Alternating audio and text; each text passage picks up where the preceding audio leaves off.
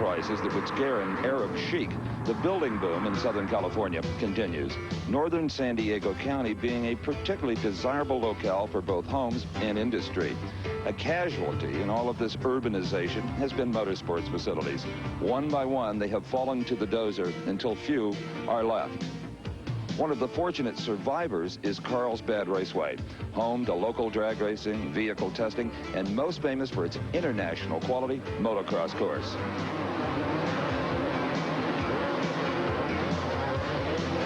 Hello everyone, I'm Steve Evans, and welcome to Carlsbad Raceway, which so far has managed to coexist with the developers. And we're sure happy about that because we love to bring you championship motocross action like you'll see today. The CMC Dodge Truck Golden State Nationals. Now these are riders whose idea of a good time is a stretch of dirt full of lumps and bumps and jumps, and a downhill they call the freeway.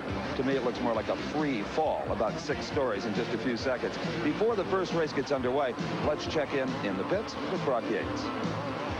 You know, Steve, all pit areas are a circus, but this is a special one here at Carlsbad. They've been doing the Golden State Nationals now for 12 years, and they've accumulated a fabulous collection of people. In fact, over 1,000 riders have showed up here over the last few days, but right now we're distilled down to the very best, the professionals, and they'll be running in 2 classes. The big 500cc bikes, the strongest, fastest motocross bikes in the world, ridden by some of the very best riders, and the 125s, a little bit smaller, but every bit as competitive and every bit as exciting to watch. In fact, the 125s are on the line right now.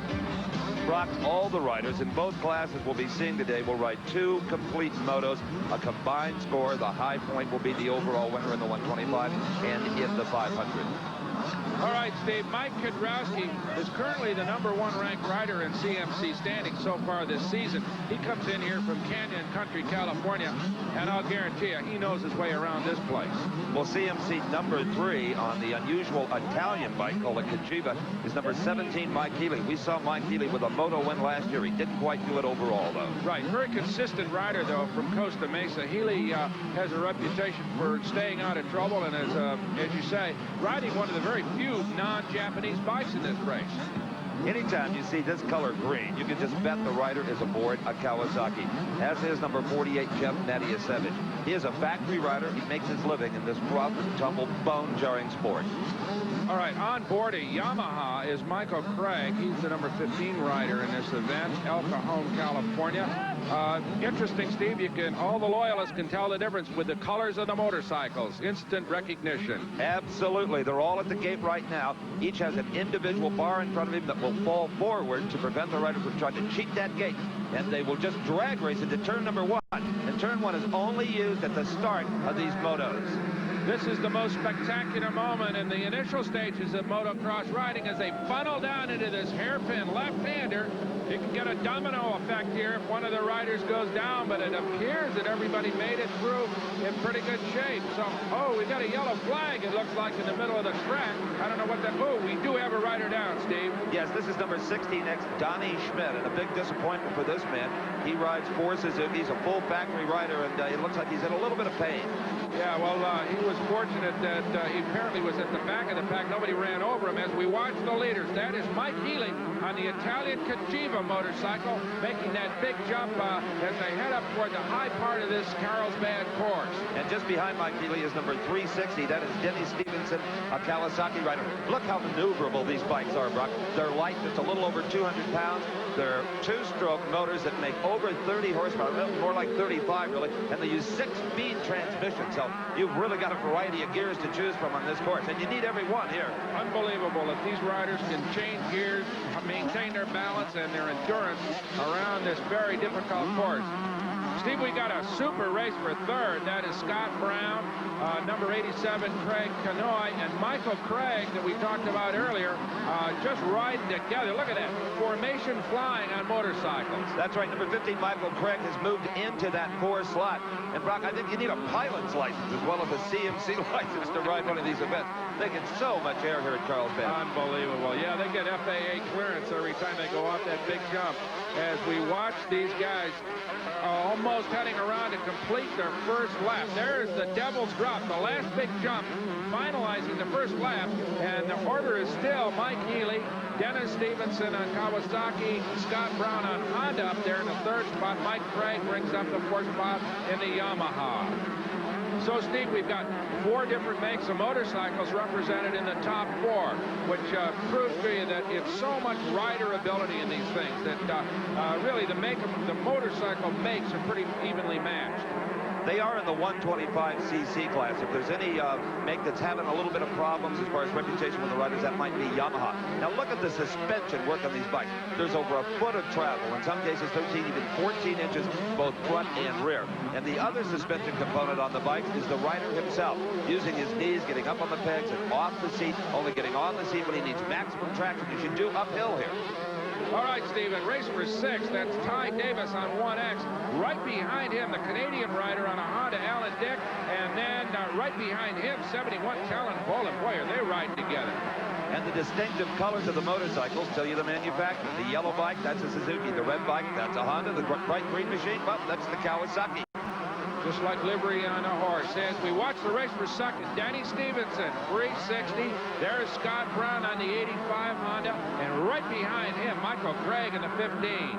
All right, there's 85 Scott Brown trying to get by Stevenson. But look at this. Michael Craig on 15 moves right by Scott Brown to take over that third spot, Steve. Well, Scott Brown started trying to pick his way a little too carefully through some of the rough stuff, and it cost him some time. And whoa, now it's really going to cost him some time. That is Scott Brown off the course into the pucker bushes, but he wheels her back on. It cost him some positions, though. Oh, yeah, it's going to drop him way back to 8th spot. That was a disaster for him. Got a little bit too aggressive trying to regain that spot from Michael Craig. Well, Michael Craig is continuing that charge and is closing in on 360. Denny Stevenson closing in quickly, as a matter of fact. Look at this as he outbreaks him into that left-hander. There you see the pit crewmen giving their men the positions as they speed by. There is that race for the second spot. Michael Craig continuing to challenge Denny Stevenson, but can't quite make up that extra time. There is the race for the fourth spot. Craig Kanoy and Ty Davis on 1X. Ty Davis trying to move in there. There's your race continuing for the second spot. Boy, these guys are really going at it, Steve. Well, I'll tell you, Denny Stevenson, 360, is currently in that second spot. Came a long ways to go at it from Omaha, Nebraska, making the trip up to really the mecca of motocross, Southern California. Look at this race. Now, Stevenson has to know that Craig is there. In fact, he can see him now. Steve, this is the fastest part of the course, the Carlsbad Freeway, and Craig outbraves Stevenson down that dangerous hill and goes by him on the outside. I think, Brock, it is far more difficult to ride these motorcycles, any motorcycle, downhill at speed than it is uphill. The weight transfers to that front wheel, you can really get yourself in trouble easily. What a wonderful pass that was. Unbelievable. And I'll tell you what, now that he's blown off Stevenson, Craig is moving in on the leader, Mike Healy on 17 there in the Kachiva. So Craig suddenly becomes a major factor in this race. Well, I'll say he does, and we know that he certainly has the courage to go along with the horsepower of that number 15 motorcycle. He is closing up on Healy, and Healy is, you know, Brock, is one of the top-ranked riders in the 125 division at CMC. Well, Steve, also, I think we should note that Craig is on a Yamaha. We kind of owe those folks an apology because he's riding that bike like a superstar. Of course, he's from El Cajon, California, the home of the superstars. Look at Craig. He takes that left-hander tight and forces Healy wide. It is Craig in the lead with Healy now playing catch-up. And you know what, Steve? Craig is opening that lead. I mean, he's just kind of blowing right by Healy. Healy is hanging on as best he can, but the distance opens up by inches as they move around this Carlsbad course. And Craig is consistently, in fact, you saw it right there, taking a tighter line in these turns than is Mike Healy on the Kajiba. Healy may have to adjust his style if he's going to catch Michael Craig and retake the lead. Body of water, the most majestic sea in the world. And inland from here, the action continues at Carlsbad Raceway. We're watching the 125cc pros, and Michael Craig continues to lead on the Yamaha. He took the lead away from Mike Healy just before we left you. Healy in second place on the number 17 bike, and that is the Kajiva. The race right now, though, Brock, a really good race anyway, is for the second spot. It sure is, Steve, because Healy is now being challenged by Denny Stevenson, Craig Canoa, and Ty Davis back there. So I don't know whether the Cajiva's coming off song, as they say, on the motor, or whether or not it's just kind of the inevitable that these faster riders are moving in on it. But it's hard to take anything away from Mike Healy as a rider. I mean, he's among the very best. And Brock 1X Ty Davis on the Suzuki right there. He is starting to really push himself, trying to get around 360. Denny Stevenson for that third slot. Here on the outside, the yellow, and he's going to take him. Look at that. What a nice power pass. Fabulous. Terrific ride. Boy, is Ty Davis coming on strong. He must have, after he got into that race with Craig earlier, he suddenly seemed to get inspired, and now he's just riding like a demon here. You know, I think it takes some of these riders, Brock, a little bit to loosen up, get some confidence, to feel what they know, this most intimidating course.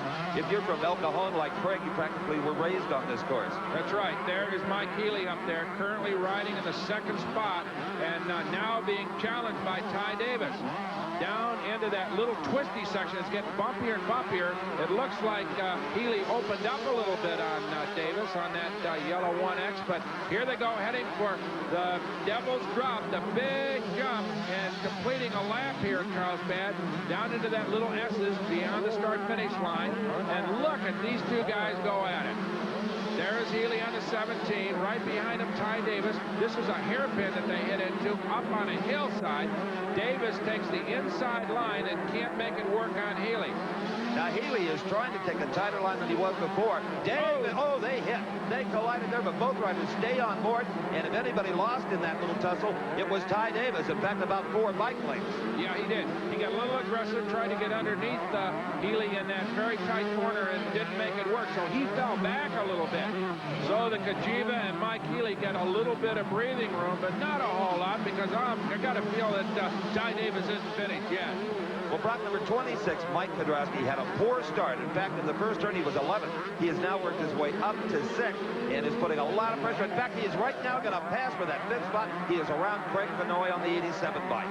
Okay, so Mike Kudrowski suddenly becomes a factor. Remember, we said earlier that he's the #1 ranked rider currently in CMC standings. So he is moving through this field as after what was a disastrous start for him. But slowly, as they say, the cream rises to the surface. And this man is definitely one of the finest riders in this 125cc class. Here he comes down that long, very, very difficult hill. Kudrowski 5th, and he's moving in on Denny Stevenson in that 4th spot. In fact, he just took the 4th spot. Mike Kudrowski, living up to his reputation, is currently #1. And let's remember, the overall champion today will be the rider with the highest points from 2 motos.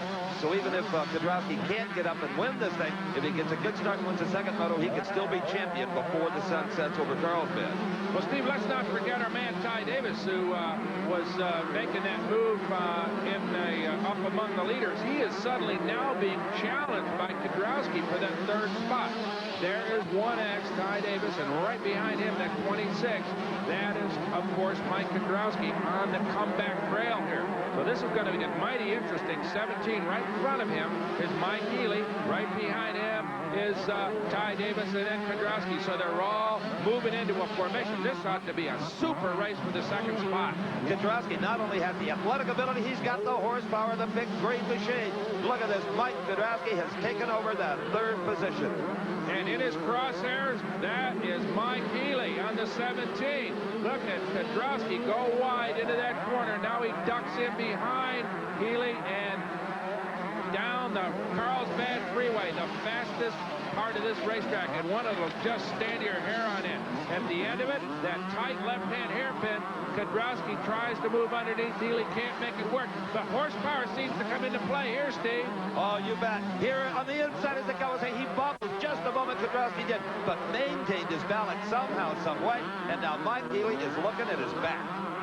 Oh, that was a play of great poise and riding on the part of Kudrowski, and he also used what appeared to be extra power on that Kawasaki to just blow right past Healy into the 2nd spot.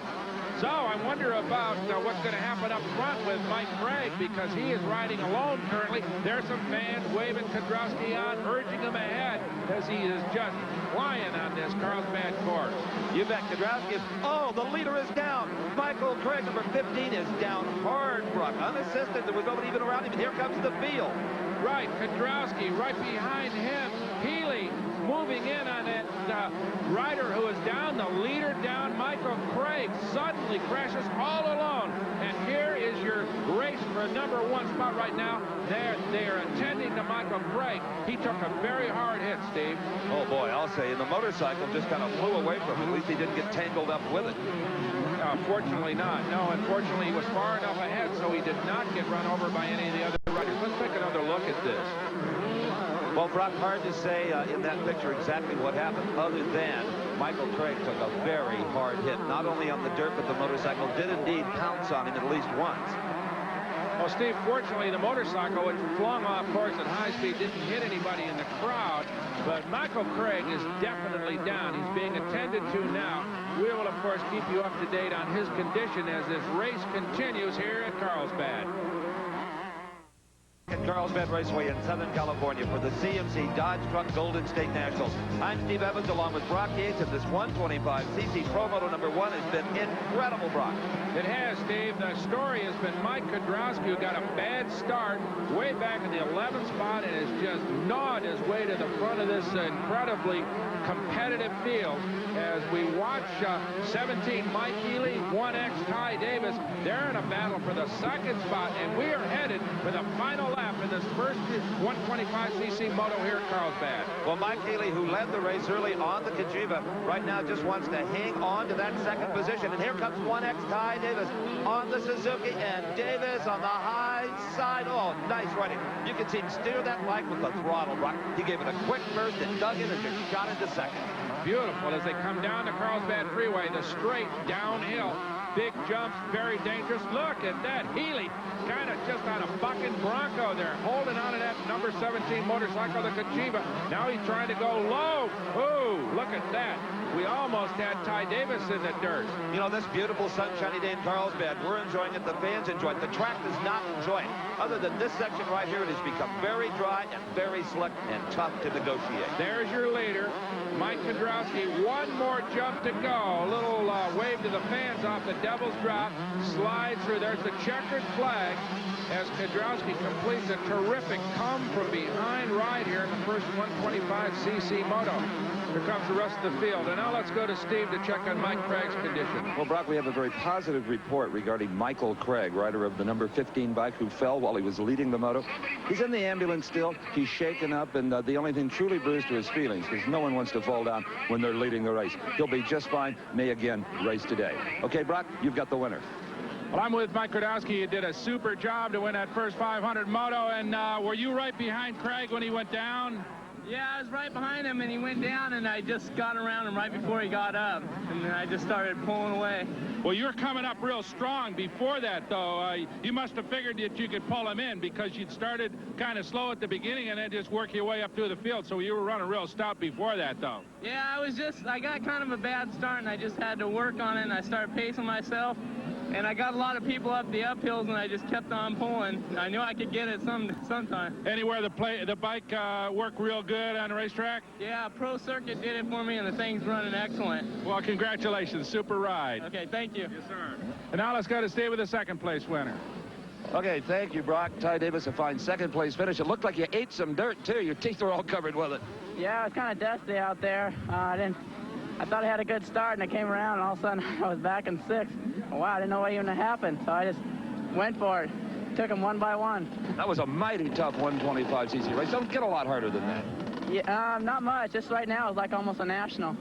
Again, congratulations. Nice finish. Thank you very much. All right, let's take a look at that first moto here from 125. Kudrowski, Ty Davis, Mike Healy back there in third. Denny Stevenson and Scott Brown round out the top five. Now, the point standings, only 9 points separate Kudrowski and Scott Brown, so theoretically all of them have a shot at victory. That'll be decided in the second moto coming up. But right now, we've got Moto 1 for the 500cc Pro riders, Steve Evans. And this is going to be a hot one, too, I'll guarantee you. I'll tell you what, Brock, these bikes have so much power you could plow fields with them. That is number 21, Billy Frank. He is a Yamaha support rider, not a full factory pro, but he does get factory help. He's from Orange, California, currently number 7 in the CMC. This is Tommy Watts, a Kawasaki rider. He is from Shelbyville, Kentucky, number 18T, and he is right now number 1 in this class. This is #1 in the world, theoretically. Jackie Vimont from France, he carries the world championship title. Although here at Carlsbad, he's just another rider. It's so competitive in this kind of racing in Southern California that Jackie's here to kind of learn how they do it.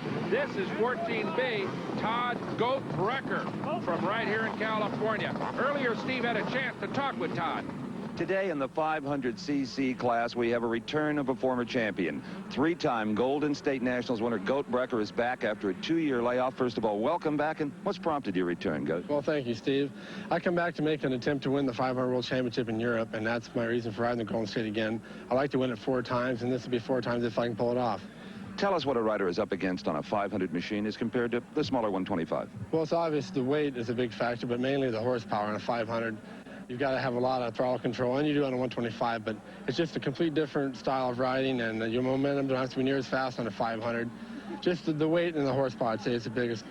What about shifting, braking? Well, you have to go in a lot slower on a 500 because of the weight. You can't get stopped as quick. And coming out, 125 is the more momentum, but the 500 gets going a lot quicker. You're a big guy. A handicap at all? No, not a handicap. I would say in stadium race it's a handicap, but outdoors, I think it's an advantage on a 500. Need all the muscle you can get. Yeah, I definitely do. Good luck to you. Thank you very much, Steve. Goat is back after 2 injury-plagued seasons that cost him his factory ride. He is now on a private team and back for revenge, believe me. All right, here is the start, and it is a tense moment as they blast into turn #1 of these high-powered machines. They have more speed here than any other class in motocross. All right, Brecker got a beautiful start, launched early, and is right up among the leaders. Tommy Watts is actually leading it, but Brecker is challenging for the lead already, Steve. You know, we talked earlier about the 6-speed transmissions in the 125. These 500 bikes, Brock, have so much power, they don't need that 6-speed. These are 5 speeds, and they sometimes don't even use all of those. Yeah, they're just monster power. You probably run one around. You and I could run one around here in about 2nd gear and be scare ourselves to death, right? Oh, absolutely. And this is a truly international field. Not only do we have Jackie Vimont, we talked about at the gate, but also #4, Kevin Askey is in there, and he's a KTM factory rider from England. Watch these guys. These guys are actually turning in midair. This little jump is in the middle of a right-hand corner, which adds a little bit to the challenge. They take it routinely. Here is the race for the lead. 18, Tommy Watts. 14, Goat Brecker. Now, it's interesting, Steve. There are 5 Kawasaki's among the leaders, only 1 Honda, and that's Goat Brecker. Well, Kawasaki for years, Brock, has really concentrated on the development of their 500. The other factories like to work on the 125s because they sell far more of those. But Kawasaki likes to have a good range of motorcycles, and it pays off for them. Well, Steve, here's a race for 5th, and it involves another brand. That is Mike Larson, 14, Mark Decker, 305, and Kawasaki. But Englishman Mervyn Anstey is on a KTM. That's an Austrian bike. And look at him fly right here. That is Mervyn Anstey taking the 5th spot. And look, there's #14, Mike Larson, moving past Mark Decker on the 305 to take over that 6th spot. Well, you don't have any trouble picking the Englishman Mervyn Anstey 4M out of the pack on that refrigerator white KTM bike. As they sailed over the Devil's Drop, the final leap before the lap is completed. And there's your race for the lead. And look at Goat Brecker make that challenge on the outside of the hairpin. He takes the lead. Goat Brecker moves by Tommy Watts and is flying. In fact, he just blew past Watts, Steve. Well, you know, Goat just used tremendous physical strength and, of course, all the power in that monster Honda. What an impressive pass that was. And look at him just streak away. Absolutely running away right now. Goat Brecker back to prove a point after a 2-year absence to show some folks that they were wrong to take away his factory ride. Well, Goat used that first lap to just learn the track, see where the problem spots were, and then he put it in high gear. Stay with us from Carlsbad.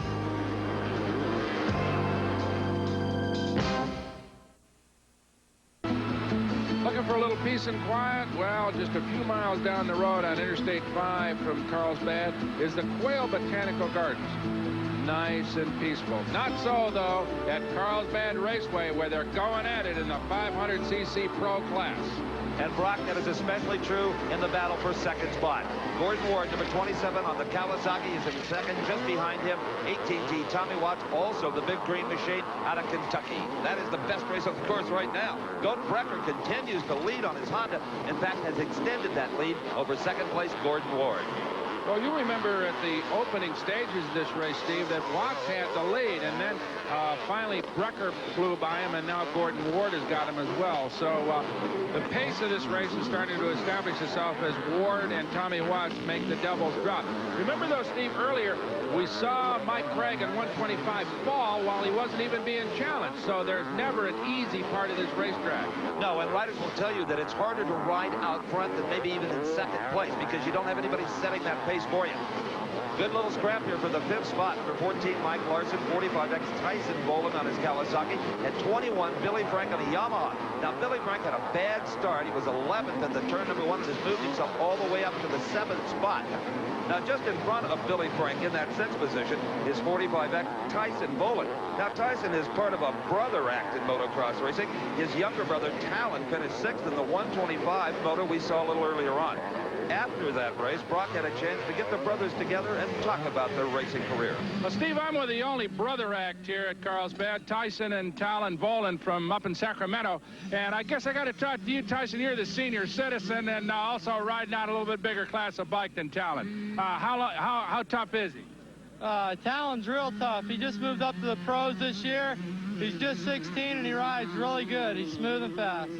Where do you guys ride when you're not down here? Do you race a lot up around Sacramento? We don't do too much local stuff. We'll be doing the Supercrosses and the Nationals after this. Well, Talon, I understand you ran the 80s last year and then just moved up into the bigger bikes this season. How's it going for you so far? Well, it's going really good on the 80s. I didn't do too good, and then I broke my leg on them, and I had to get off them, and I moved up to 125, and ever since then, I've been dominating everything I race.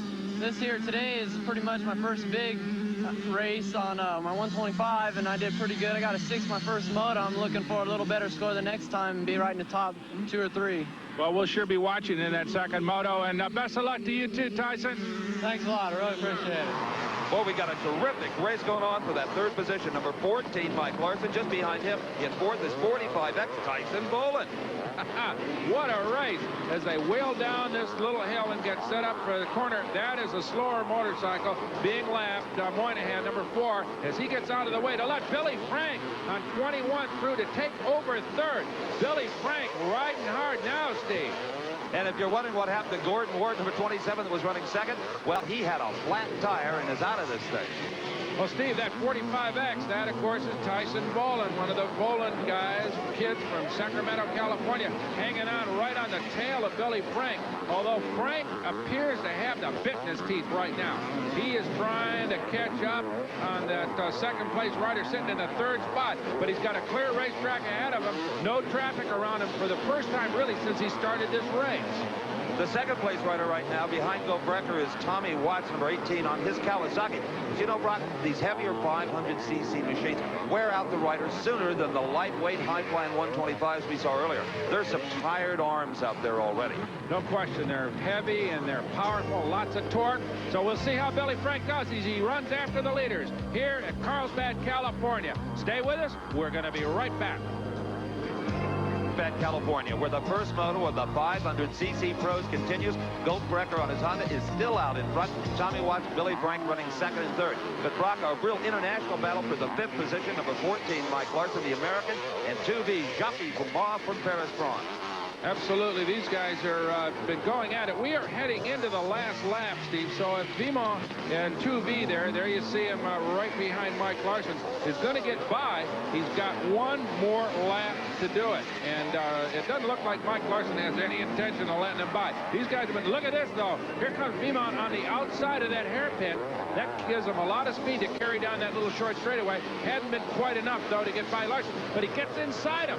Can he do it? Inside that hairpin, Vimont does take over that 5th place. Terrific to see Jackie riding so well. He is coming back from serious injuries, suffered of all places at the victory banquet after he won the 500cc World Championship. In typical French style, the curtains opened and Jackie Vimont was lowered from the ceiling on his bike in a tuxedo. One of the cables broke and dropped he and the bike 30 feet to the stage and seriously injured him. It sure did, and he's a very, very fortunate young man that he survived, much less came back to ride as well as he's doing here today at Carlsbad, sitting in the 5th position Jackie Vimont, the world champion 500cc rider.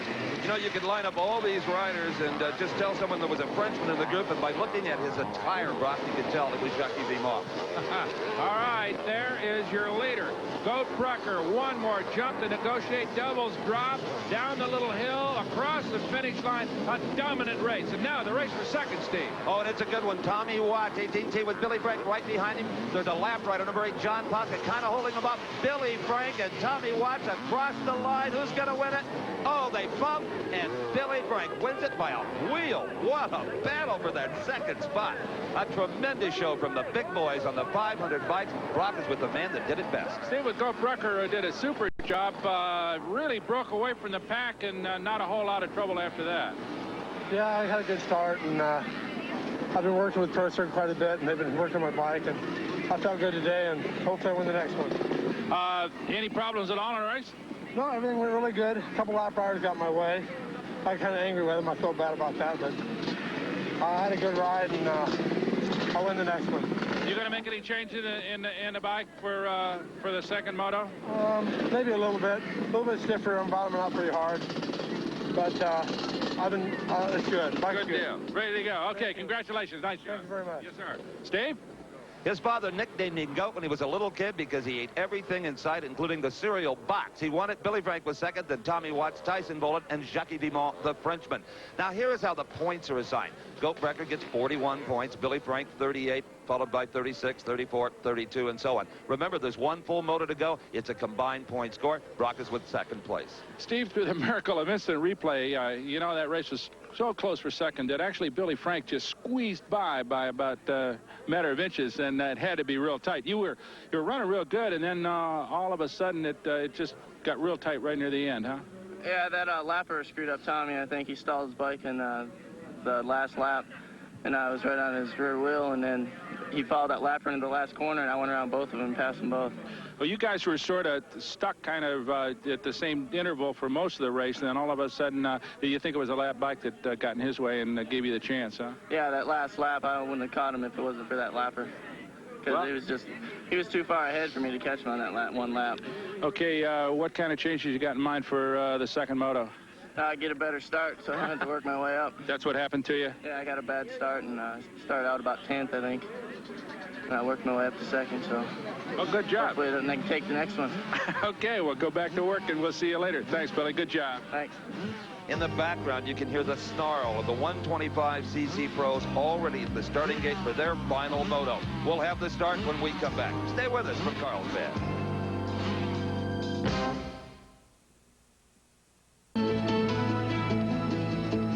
Well, this little collection of flowers is once again at the Quail Botanical Gardens, and I'll tell you what, if these were motorcycles, that'd be Honda red and Suzuki yellow there.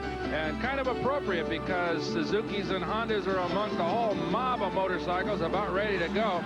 Here at Carlsbad, California, in the second Pro Moto for 125cc bikes. Let's take a look at some of the candidates to win overall. This is number 360, Denny Stevenson on a Kawasaki from Omaha, Nebraska. He was fourth in the first moto. Right now, Denny trying to get his thoughts together, his concentration to not think about anything but getting a good start, so important in this sport. Another rider with an excellent chance of winning overall, number 17, Mike Healy on the Kajiva from Costa Mesa, California. He was third in the first moto. Now, 1 year ago, here at Carlsbad, Mike Healy and a rider by the name of Larry Brooks had a tangle that could have been even nastier than it was. Watch as Larry Brooks on the left-hand side of your screen will literally land on top of Mike Healy. Brooks went on to win the 125 class overall. Healy felt he should have and was quite bitter about it. But now he just has to put that out of his mind. Well, Healy finished third in the first moto. Brooks, on the other hand, was back in eighth, but we know he's a potential winner. Ty Davis, on the other hand, finished in second in the moto. Number one has 38 points and is definitely a contender to take the overall victory. But in the first moto, as I'm sure you recall, the real show was put on by this man. Kawasaki mounted Mike Katrowski, number 26. He won that moto. He got 41 big points. A good start here, Brock, and he could be our champion. Well, it's all critical, as you said earlier, Steve. If you get stuck back in traffic, as we've seen happen here in both the first motos in 500 and 125, you have to work your way through the field. But if you could blow out of here in a great drag race down toward that hairpin and funnel through there among the top 2 or 3 riders, you've got a great shot at some clear running, at least in the early stages. Well, here comes one of the most pressure-packed moments in all of sports at the start of the 125 final pro moto. Into the first turn they blast. Will they all survive? It never ceases to amaze us if they make it through, and they don't. This time we got a pileup. Steve, those riders are not real contenders. They're some of the fellas at the back. It looks as if the serious players made it through without damage. And fortunately, it looks like no one was hurt as they untangle the mess. Now, here we've got Mike Healy on the Cajiva. A brilliant start for the rider on the number 17 bike. Behind him, 87, Craig Kanoy on the Suzuki. Ty Davis, a good start, 1X. And Larry Brooks, number 14, is in the force body at a better start in the second moto. However, number 26, Mike Radowski, had a terrible start. He is clear back in 9th, the man who won moto number 1. Right, he's going to have to work his way up through this field as we see the riders. That's Craig Kanoy in 87, Larry Brooks, Ty Davis. And Ty Davis is, of course, the second place finisher. That is your race for second right there. 14, Larry Brooks. Remember now, finished 8th in the first moto, but won last year, so he is a definite contender here.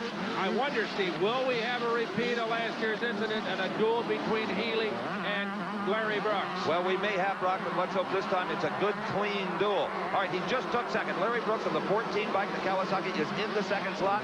He took that from Craig Kanoy, number 87. And what a duel for the second spot. 14, Larry Brooks, 87, Craig Kanoy, 1X, Ty Davis, and 20, Paul Wynn. All in a little freight train. They're just going through that muddy part of the course. And now, Steve, this course is becoming both muddy in spots and very dry, like asphalt in a swamp, all in the same place. That's right. Anytime you ride into shade, you can expect the course to be wet. The 125, they fly so beautifully over these jumps, but they land pretty hard. Well, Ty Davis on the 1X bike, he's in the 4th spot, but Crockett looks like he's got the bit in his teeth and the grip screwed all the way on.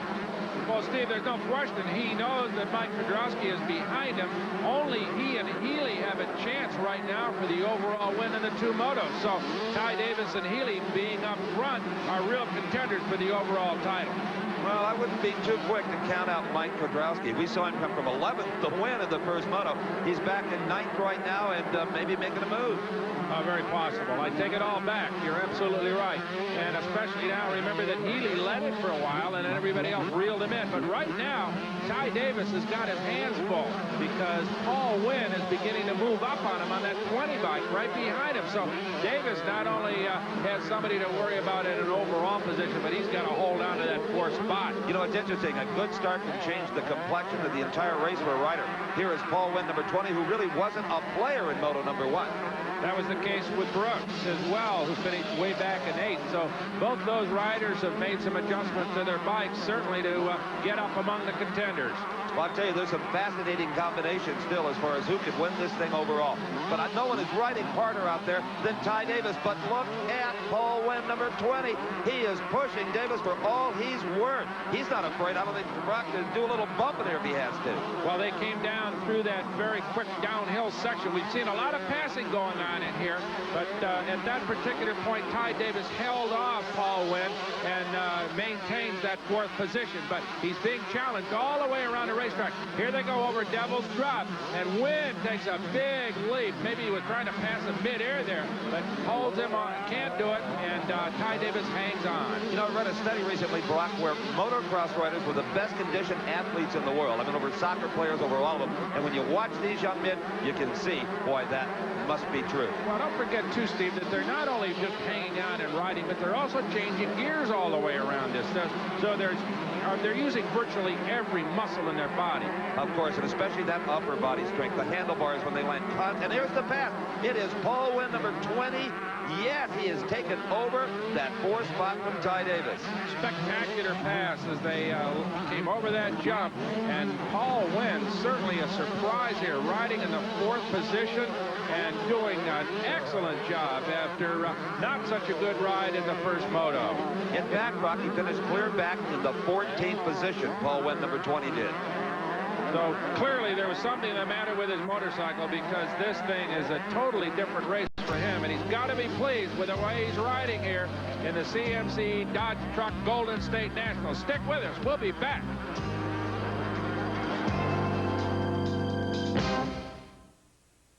We're back at Carlsbad Raceway, the final moto for the 125cc pros, and what a battle it is, and what a mix of mates are involved. Number 17, Mike Healy, the Italian-built Toshiba, is on top.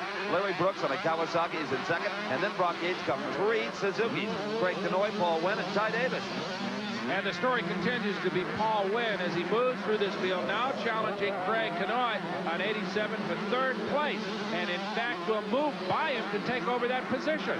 Well, young Paul trying to live up to that last name of Wynn, and W-I-N-N. He is just thundering out there. Tremendous ability. I think you're right, Brock. His pit crew found some adjustment that was necessary on that motorcycle, because it is really performing. And 87, Craig Kanoy, he lost that battle with Paul Wynn. He doesn't want the same thing to happen with Ty Davis. He'd like to at least hang on to the 4th position, but here comes Davis, the 1X bike on the outside. Over the jump, Davis just behind Kanoy. Boy, what a duel in this particular segment of the race. 87 there is Craig Kanoy, and 48, that's Jeff Matiasevich, and he is moving by 1X Ty Davis to take over that 5th position. Wow, what a surprise by Matiasevich, Steve. Oh, he just came out of nowhere, Brock. Suddenly in the middle of it was a green machine. Well, that's, of course, one little bobble in this kind of competition, and you could lose a couple of positions very, very easily. I don't think we realize 1X is coming back. Almost lost it there, but Ty Davis just scrambling really hard. Won't quit. He was surprised a little bit by Matiasevich, but I think that maybe he's going to try to exact a little revenge here. But Matiasevich is holding on after he just blew by Ty Davis, and it maybe surprised him a little bit, but I'm sure that his sights are set on Craig Kanoy in the 87 motorcycle. How these riders have mastered this Carlsbad course, cut out of the Chaparral and the Southern California foothills. Brock, if you were to watch the amateurs, let's say the Brand yesterday, it really demonstrates how good these people are. Now let's go back and take a look at the race for the 15th position. In that 15th spot is 45, Brian Emick. We watched this race because in 16th is number 26, Mike Sadrowski, who won Moto number 1. He has got to be frustrated right now, Brock. Well, clearly his motorcycle is not behaving like he wants it to, because he's much too fine a rider to be stuck way back there in the pack, unless, of course, the bike was just misbehaving somehow, either handling or power, whatever it is. But now, in the meantime, let's go to Steve, who has rounded up Mike Craig. Remember, Mike had that terrible crash while leading Moto number 1. For a while, we thought he might go off to the hospital, but he's okay, and Steve is with him. Brock, this is Mike Craig, the rider of the number 15 bike that got off so hard, and other than a few battle scars on the chest, you okay, Mike? Yeah, you know, just kind of sore around my neck a little bit. That's about it. What happened? Well, I thought I can wheelie over to make it, you know, a little bit more time, stay on the ground. And when I tried to wheelie over it, it kind of kicked me over, and I hit a couple of braking bumps and went over the bars. But other than, you know, a couple of bruises on my neck, I'm okay. Ready to go again. How long before you'll race again? My bike's kind of bad, so I'll just kind of hang it up this week and then save for Anaheim Supercross next weekend. So the bike is the problem, not the body, huh? Yeah, I can fix the bike, but I'm kind of trying to save my body, too. Okay. So that's about it. Good luck the rest of the year. Thanks a lot. Are these guys tough? Just look at that young man. Here we go. The race for 4th place continues in fury and madness out there as Jeff Matiasevich, Craig Kanoy, Ty Davis all ride with a newcomer in the pack. Kyle Lewis, a factory rider on the number 12 Honda, Steve, has suddenly arrived in the middle of this deal as well. There you see him right behind, but has moved up rapidly, and I would think maybe in a position to challenge. Take a look at Ty Davis, number 1X, as he passes 87, Craig Kanoy for that 5th position. Ty Davis, he may make up some ground yet, but if he doesn't, it won't be for the lack of trying. He's worked all day long as we watch Kyle Lewis back there in that red machine try to catch up as well. So that is the race for the 4th position here. While the leaders, well, we've sort of forgotten about him because he's been out front the whole way. Mike Healy on the Toshiba, but he is now being slowly reeled in by number 14, Larry Brooks, on that Kawasaki. Now, Steve, are we going to have a repeat of last year's race? Well, I tell you, Brock, that could happen, and if Brooks gets any closer to Healy, it could prove interesting because there is absolutely no love lost between these two competitors. Mike Healy from Costa Mesa, California. He is the one and only factory rider for Cajiva. Well, right now he's carrying the colors in fine fashion, having led most of the way, but he may be facing a challenge almost immediately from Larry Brooks, who has moved in very close. Brooks was well back for a while, but now he's got Healy in sight. And as they head around this rather dry section of the racetrack, maybe that will play to Brooks's advantage, because now he's coming closer as they go down the Carlsbad Freeway, the fastest, hairiest part of this racetrack. He is moving up on him. You know, I touched on something earlier, and we'll talk about it a little more. The riders will tell you to a man that it's tougher for Healy right now to be in front like that.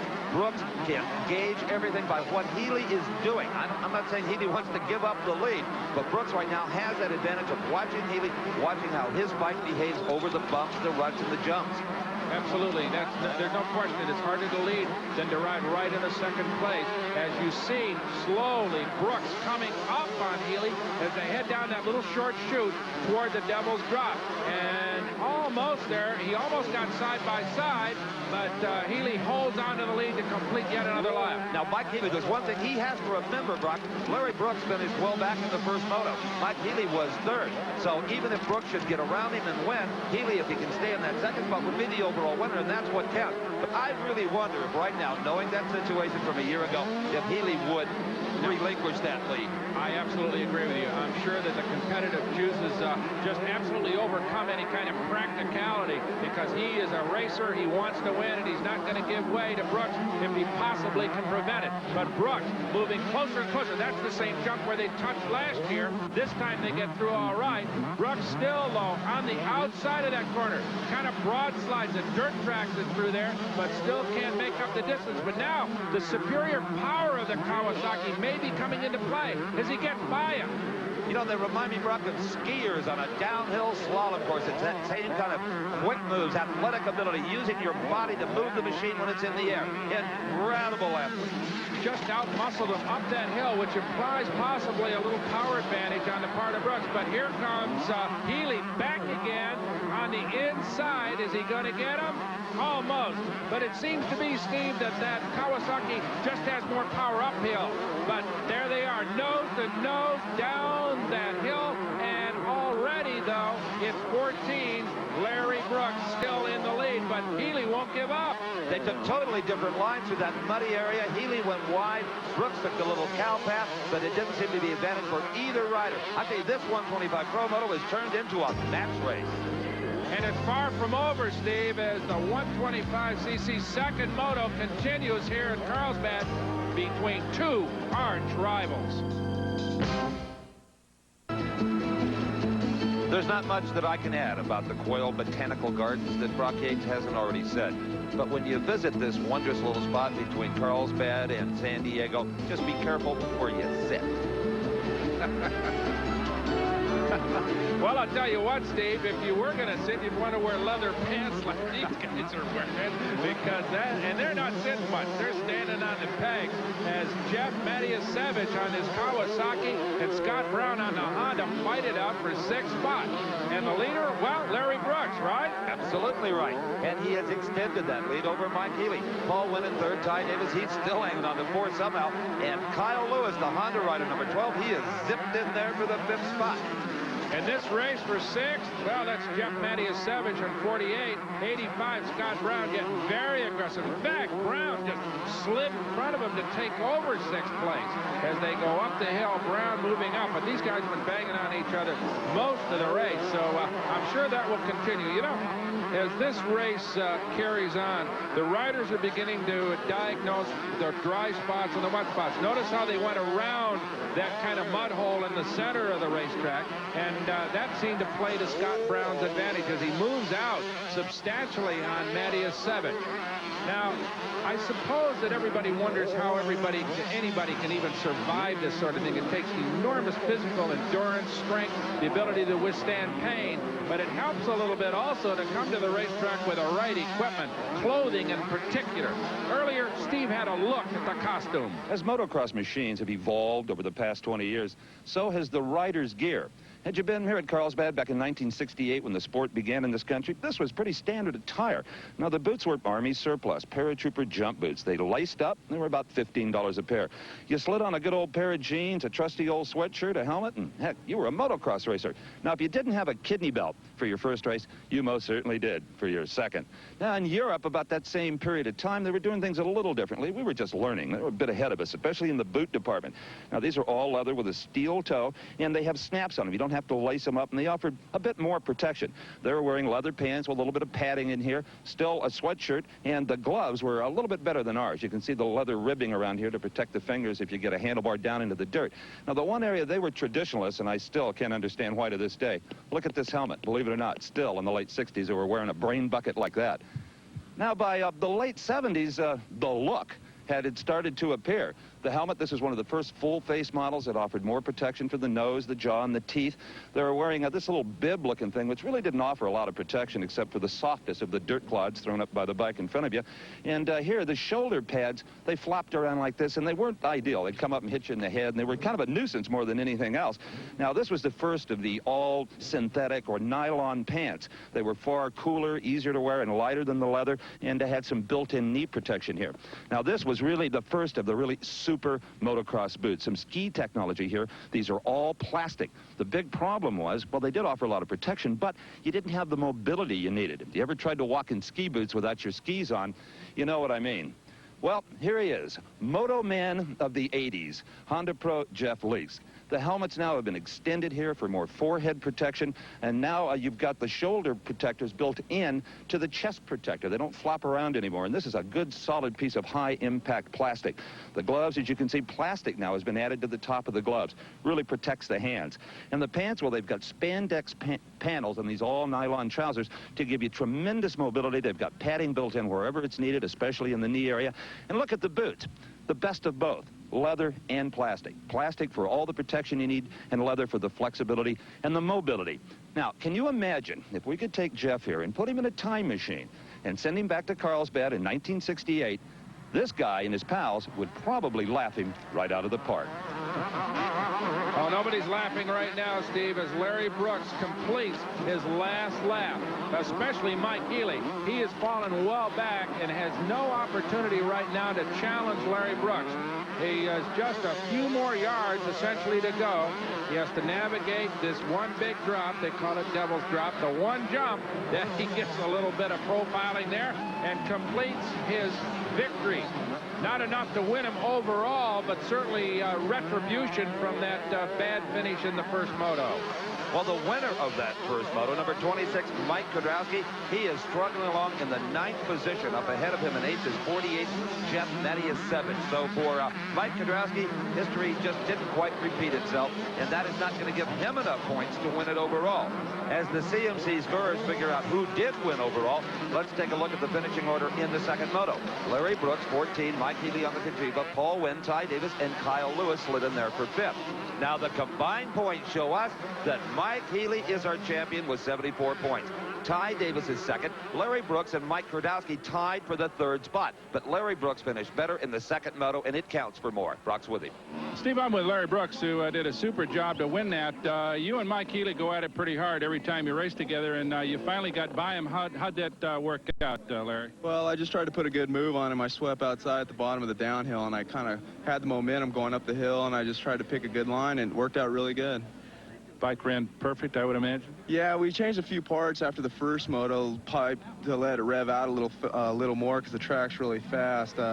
It helped out a lot on the start and going up the hills. Well, it was a super ride. Congratulations on great work. Yeah, thank you very much. Yes, sir. Congratulations, Larry Brooks. Steve?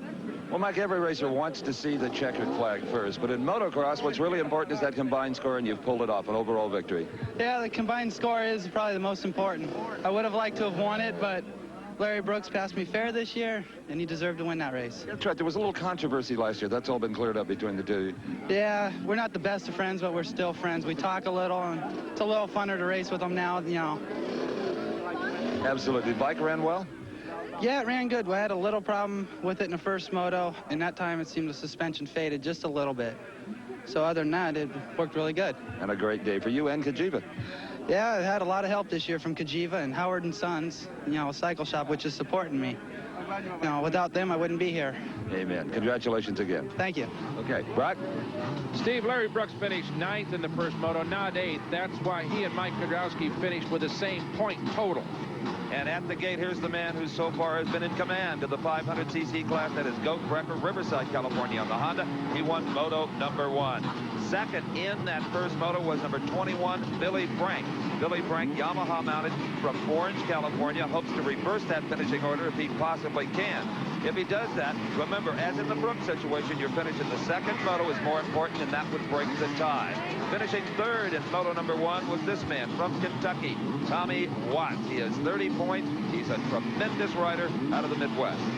And he was among the leaders for the entire distance in the first moto.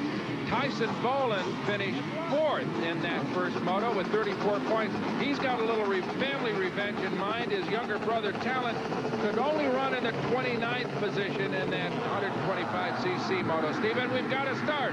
They are handlebar to handlebar. The monster machines, the 500cc bike through that turn number 1, and so far, Brock, everybody stays up. Look at this overhead shot. Unbelievable. It is. I can't believe that those guys all made it. And Tommy Watts, Billy Frank, and Goat Brecker have already jumped out to the lead this pack through the first part of the first lap. So the heavy hitters are already running up front. They all got good starts. Remember now, if they didn't get a good start, they'd have to scramble back through this field. But we've suddenly established a pecking order. And Tommy Watts, 18T, Billy Frank, 21, and 14, Goat Brecker are up front. And depending on finishing order, Brock, all 3 of those riders have the potential to be the overall winner. This could be a terrific 500 final. There they are going up the hill. There is Tommy Watts. Right behind him, Billy Frank. And the man who won the first one, sitting in 3rd place, number 14, Goat Brecker. 4th, 5th, and 6th are Mike Larson, number 14, 24, Kevin Barta, and 57, Tom Chamberlain. But Brock, remember the first moto. Goat Brecker kind of laid back a little bit the first 2 laps, really, before he really screwed on the power of that Honda. Maybe he's doing the same thing again. Well, it's possible, Steve, although it looks as if Watts and Frank have put a little distance on him at this point. Certainly, Watts is showing real strength there in the early stages of this 500cc moto. And we do not see Goat Brecker in the picture. He's right back there behind Billy Frank, but at this particular moment, it's all Tommy Watts and Billy Frank in the lead here. A Kawasaki, a Yamaha, and a Honda, all trying to control this final 500cc moto. We'll be back to Carlsbad.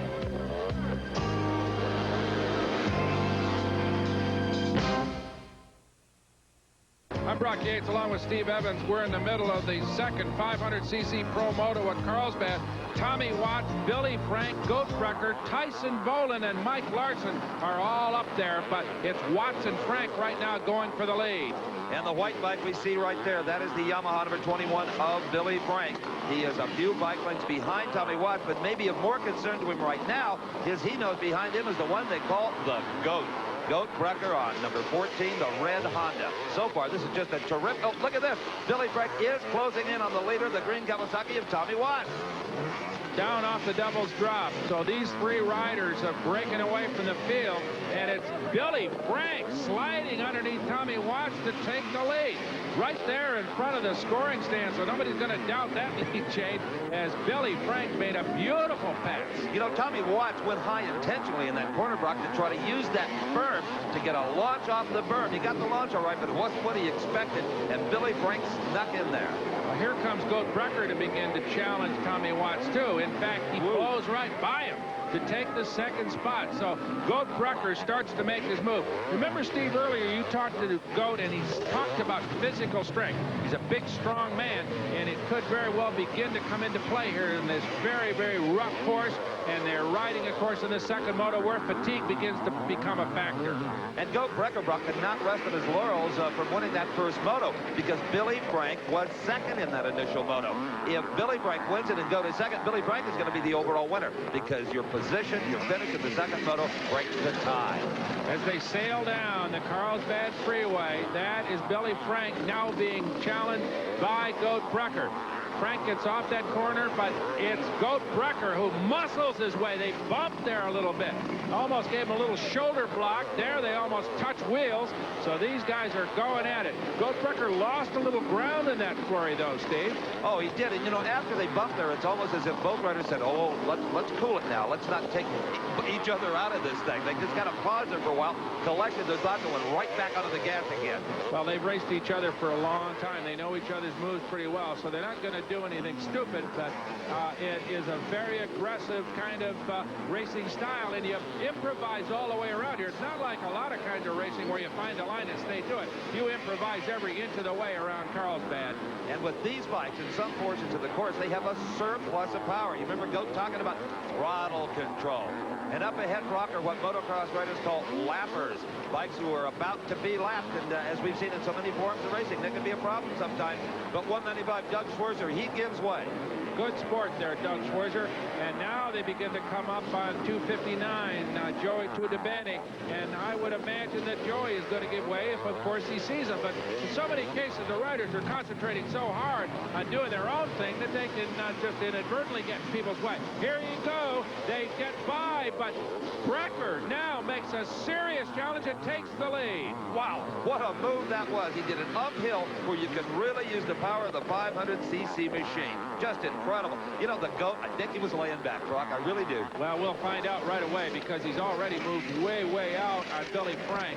And we will find out whether or not Goat Brecker, who has the power, the strength, the experience, certainly to break away. But then again, Billy Frank's no patsy. He has been around and won races and knows what he's doing here. So maybe Frank is laying back now a little bit, Steve. Well, you talk about an incentive to win. Goat Brecker has been told by the people that are backing this privateer effort, if he can win the CMC Dodge Truck Golden State Nationals, that they'll back him in Europe later this year or next year in a quest for a world championship. Goat's got a big brass ring he's going for.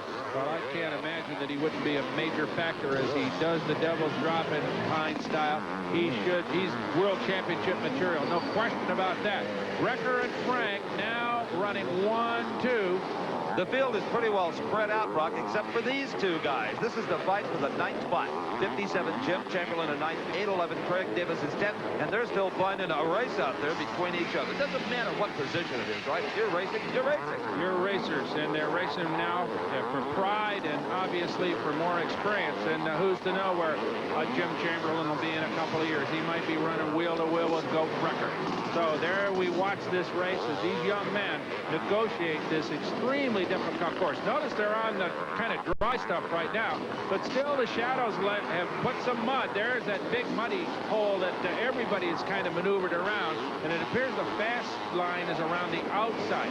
Here they come, Chamberlain and Davis, completing yet another lap, working hard. Are they going to be tired tonight or what? You know, you don't see as many entries in the 500 class as you do in the lighter weight bikes, because they are that much harder to ride. And an awful lot of riders say, wait a minute, I think I'll stick with the 125. Because the 500 bike can be intimidating, except to a guy like Goat Brecker, who's out in the lead of this event. We'll be back for the finish right after this. Moto number 2, resulting in Johnson taking this win and the overall competition. Rick Johnson, the sure winner of the week. Raceway just north of San Diego, California, for the closing laps in the final race of the day, the 500cc Pro Class. We're looking at the race for the 9th position. Number 57, Jim Chamberlain. Number 811, Craig Davis. They were just like this when we left you. Nothing's changed. It changes now, though. Jim Chamberlain has trouble with the bike. His goggles have flown off. Everything has gone wrong. Craig Davis takes 9th. Well, a mechanical failure there with the goggles, that's kind of rare, but it's nonetheless serious for poor Jim Chamberlain as he loses a position, and a matter of pride. There is your leader, Goat Brecker, in the 14 motorcycle just flying around this Carlsbad course. Billy Frank holds on to the second spot. Tommy Watts, Mike Larson, Jackie Vimond has moved up into 5th place. The French champion now sitting in the top 5. Well, Tyson Bull at 45X was in that top 5, and you just saw him parked alongside the freeway. Yeah, tough break. So the Volan family has not had a good day here. They're going to go back to Sacramento and regroup. We'll no doubt hear more from them as Goldbrecher holds on in the lead going into his now on his final lap, running through some slower traffic. And it's possible that Frank, having run at a 250 preliminary, is flat too tired to compete. It could be. He just has lap 127. Mike Brecker right now is showing some composure, Brock. He's not. Look at him right here. He's almost kind of cruising now. Doesn't want to fall down. That could cost him dearly. I'll tell you, Goat Brecker, well, if he wins this thing, he's liable to live up to his nickname and eat the trophy. Well, he's got one more jump. There he goes. A little short shoot and a little jump over that final devil's drop. The flag is out. Goat Brecker wins his 2nd moto. He'll definitely go overall to the victory. Number 14, Mike Larson, has fallen. He was in the 4th spot. He looks like he's okay, but can he hold on a bit? He's trying to get around to that line to only lose 1 position. Well, he bump starts her and gets back underway, but not before Jackie Vimond takes over the 4th place. So Vimond, the benefactor of that little bobble, and he will carry on to finish in 4th place in the 2nd 500cc moto. Cross the line, takes a look over his shoulder to see where his rival is, and he is finished. Okay, there are the final results in moto number 2. Goat Brecker, Billy Frank, Tommy Watts, Vimond and Larson exchange places on the final lap. Overall, it's 82 points for Goat Brecker, Billy Frank 76, Tommy Watts in 3rd place, Vimond Larson. Now, with the winner, Goat Brecker, the man who won twice. Let's go to Steve. It's been said that if you can win in motocross in California or in the United States against this competition, you can win anywhere in the world. And Goat Brecker, your dream of a 500 World Championship may be even more realistic than we thought before. Well, I sure hope so. I've been working hard, and I'm pretty happy with the way I'm riding. I've been off 2 years, and I had a hard 2nd moto that I just couldn't get going, and Billy rode well, and hopefully I'll improve next week and do a better ride. How about that battle with Billy Frank? That's what it's all about, right? In the final moto, the 2 guys with the most to win and lose head-to-head. Yeah, we had a lot of fun out there, and Billy had a bad motor, I think. He gave me a better run for it, but it was a good race anyway. It was an excellent race, and thanks for a great show. Thank you very much, and thanks for filming it. Betcha. Okay, Brock Yates. Steve, I went Billy Frank, who had to settle for runner-up twice today against Goat, but super hard ride, and it sounded like the motor was starting to go away on you. Is that right? Yeah, we've been seizing every time we ride it, and at least it lasted through the motor this time, but it was running too rich, and that's the way it goes. You got a pretty good start, and you held him off for a while, but did you sort of have a feeling that it was just kind of inevitable? Yeah, well, I rode the 250 class, too, and I just ran out of energy, like, halfway through. I just, that was it. And I didn't want to crash, so I just backed off a little. Bunch of hard riding really good. Yeah, I thought this racetrack got pretty hard and dusty, and I would imagine that 4 motos here with the big bikes is that's enough for an afternoon. Yeah, I think I've had them ready to go home. Well, super hard ride and great work. Congratulations, thanks. Billy. Good job. Steve? Well, Tommy, you won CMC's Trans-Cal Series at the end of last season, and a good effort today. I know you'd like to win it, but 3rd against this kind of competition, not bad at all. Yeah, the track was pretty tough today, and I never did really figure out, the track or my bike, so I couldn't tell my mechanic, what to change. So I take, all the blame for losing today. It was not an easy track, especially in the late going. A lot of dust in the air and a lot of roost, as they call it, coming off the wheels in front of you. Yeah, not only that, the sun was just right there in our eyes the whole time on the uphills, and just made it tough to see. Yeah, our cameramen can attest to that. They're staring into it, too. Good job. Thank you. Okay, that wraps it up in the 500 class, Brock. What a day of racing.